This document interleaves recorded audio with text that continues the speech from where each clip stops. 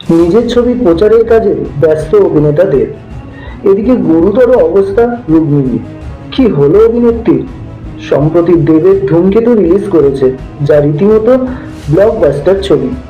এরপর পুজোতে রিলিজ করছে অভিনেতার রঘু ডাকাত। এই দুই সিনেমার প্রস্তুতি প্রচার নিয়ে এখন চূড়ান্ত ব্যস্ত দেব।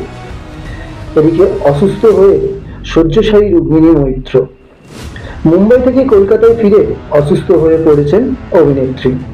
কয়েক মাস আগে অসুস্থতার জন্য হাসপাতালে ভর্তি ছিলেন অভিনেত্রী। ফের অসুস্থ হয়ে পড়েছেন নায়িকা। ভাইরাস ঝড়ে আক্রান্ত তিনি।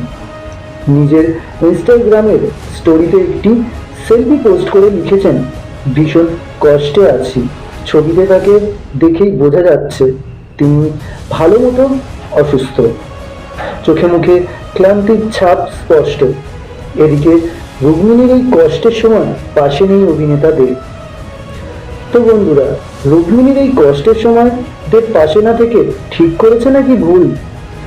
আপনার মতামতটি অবশ্যই কমেন্ট করে জানাবেন এবং প্রতিদিন নতুন নতুন ভিডিও পেতে অবশ্যই চ্যানেলটিকে সাবস্ক্রাইব করবেন।